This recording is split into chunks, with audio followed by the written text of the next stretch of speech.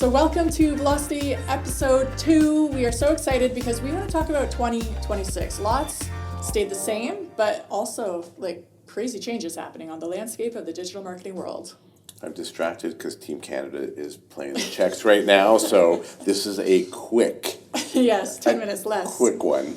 So yeah, 2026 has changed. What the status quo and the norm used to be is no longer here. You might as well throw it out the window. Yeah, so let's talk about the first thing. It's something we've talked about over the years if you've listened to us. Authority. You know what, before we start, this is Trevor Cherewka. He owns Smashing Pixels. He's a frequent, reoccurring guest on my podcast. So yes, thank you for having me back. It's been a while. Yeah, I took a year break. It just like my last year was insane. But I was like, okay, 2026, I want to get back to it because I enjoy it and it's good content for So authority. Let's talk about authority. So when it comes to authority, it's, again, a buzzword I hear us talk about a lot. I don't hear a lot of people talking about it, but it's so important when it comes to social media and when it comes to web presence. You want to talk about how you're creating authority in 2026? Yeah, so we've always run off the idea of intent, relevancy, and authority. Intent being the searcher, the person who's looking for information. Relevancy being, do you match what they're looking for? And then authority being the group of companies, whether it's online or not. You don't have to be online for this this stack, but particularly for us, it's online. So online, matched against everybody else in your circle, are you the most authoritative? Right now, Google wants to give the right answers, not just the right answer, to people who are searching. They're in the AI race as well. They want to keep people there. They're no longer looking for people that can just give one answer. They're synthesizing that question. I'll give you a quick example. What they'll do is somebody's going to do a search for Airbnbs or vacation spots in Florida. Well, they know that person isn't just looking for a vacation spot. They're looking to see how close am I going to be to Disney, how close to the airport, what does there do at the nightlife, are there car rental places, is there a grocery store nearby, how close to the highway will I be? So in the old days, it would just be one-to-one search. Now what they're doing is they want to answer all of those questions because that's what AI is going to do, answer all the questions. Plus, the resources and energy it takes for Google to allow you to do 10 searches versus one search is insurmountable. Google, if anything, and there are many things, they're incredibly efficient. Mm-hmm. So they want to answer that person with one website that can answer all of the questions. We think linearly as humans. We'll think, hey, I want to go to Florida, and then where can I stay, and then how close to Disney. But in this new realm that we're going into, here's all the questions you probably have about going to Florida. We're going to answer them for you. So think of your website should be the Wikipedia of that space. That's how you build authority in the online space. And that's how we're working with clients and getting them to rank above their competitors by using that system to build authority. What about yourself?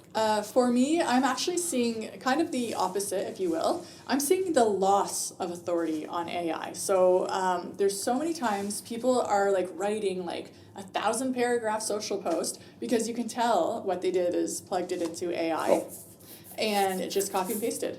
And you have the like certain buzzwords that AI uses all the time. You can see because the length is it's too much. It's running on constantly. And now that we're kind of entering election season, or at least people are starting to put their foot forward to like consider being mayor or councillor, I'm seeing all these people posting like, hey, Brantford, and I'm like, I can't trust you. You don't even have your own idea. You just copied and pasted from AI. So there's actually, funny enough, with AI, a loss of authority that I think we all have to be aware of because Google loves answers. It loves like the dynamic like questions and all that kind of stuff. For us as humans reading social posts on our friends, like as we scroll Facebook, we want to read different things. We want to know what's going on, but we don't want to read for too long, and we want it to be a little more straight to the point, and we want to trust the voice that's actually giving us the information. So it's a kind of a flip. It's something I've been really noticing a lot lately, and it's kind of like the other side of the authority coin, if you will. So then, sticking with the A theme, how could these people, or how are you helping people get attention? Because you do that quite often with your clients. Yeah, exactly. So attention, still the name of the game in 2026, of course. Attention's not going. Stop the scroll. It still works, guys. It's never going away, in my opinion. So how am I doing this? Well, I'm suggesting to my clients, like, hey, let's not write like 7 paragraphs. People don't want to read it and they just assume it's AI, and that's damaging to your reputation. So just do a 1-line caption. Be authentic. Get on video, because it's hard to, like, obviously this isn't AI, this is Yep. real life. We stumble over This words. is We have a us. frog in our voice.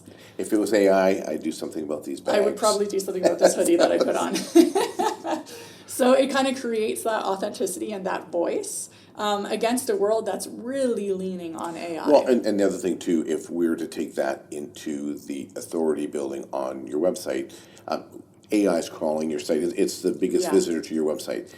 If you're just using content that was written by ChatGPT or Gemini, Grok, or any of them, it already knows that, so it's not going to hold it in its memory, because it's like, well, I already know this information. I wrote this information. Yeah. There's nothing wrong, just so that everyone knows, nothing wrong with using AI for ideas, ideation, to help craft things and to help you get down the road. But you need to put your authentic voice into it so that it's unique to you. Once you do that, then the AI wants to grab it and hold on to it, and that's how you start to show up in different spots. Yeah, exactly. And AI is totally the easy button. It's like when you're feeling lazy, it's easy to just copy and paste. Too easy. If you want to stand above the crowd, don't copy and paste. Have your own opinions, have your own stories, have your own analogies that you've lived and are able to connect to your business. And that will help you get attention too. Yeah, so we've got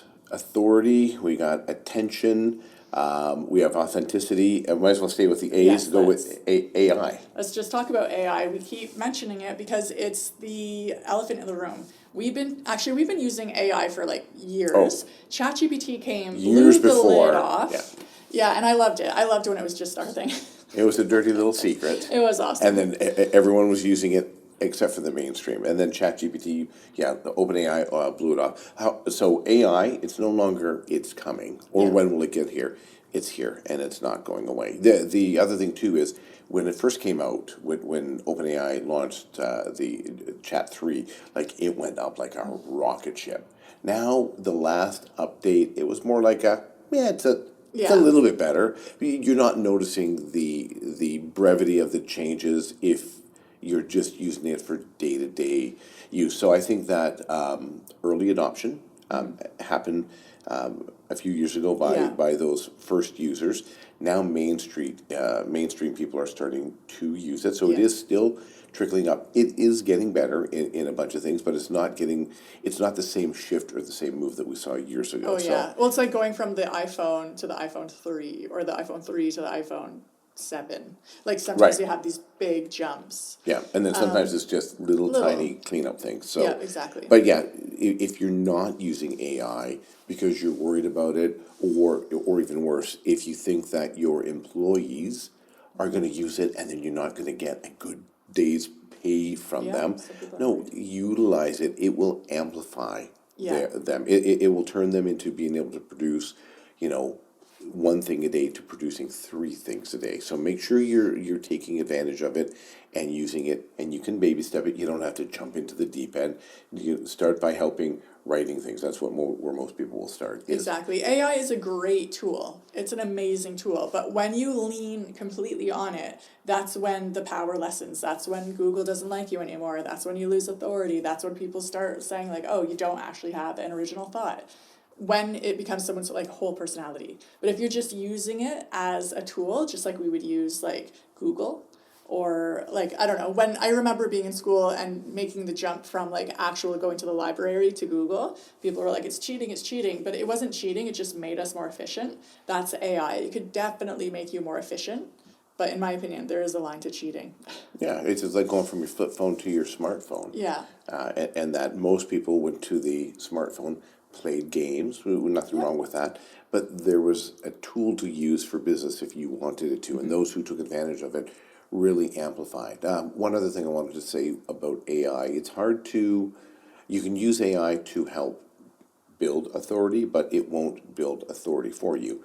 You can use it to help build some authenticity, but it won't build your authenticity. So use it as the tool it's meant to be, not a replacement for you. Exactly. Is probably what I would say to people. So continue. I would say this as a final thought: because I want to get back to the game. Yeah. I would say competitors, especially if you're from Brantford or Brant County, we went over, I think if we look at the county, 120, 125,000. Yeah. We're now big enough that companies from out of town, Brantford's no longer a milk run. They're sending their trucks into town, especially in the trades. They're sending their trucks into town because there's enough work here that they can do it. They have been doing marketing long before we've been doing marketing, and because the ones in Toronto went to Oakville, Burlington into Hamilton, into Brantford. So we're being eroded by market share the same way that Amazon eroded everything for your local retailer. So you want to make sure that you're continually adding to your website so you're staying relevant. Yeah, 100%. All right, so 2026, I think it's going to be a great year. Should be a wonderful year. Use these things that we just told you because it will help your marketing presence, and marketing is the name of the game. If no one knows you exist, it's a cool superpower, but it's a horrible marketing plan. So get online, use AI, build your authority, be authentic, and you will see people connecting with you more, which probably will end up in sales. And that's the name of the game for us. And go Canada. All right, see ya. Thanks for tuning in.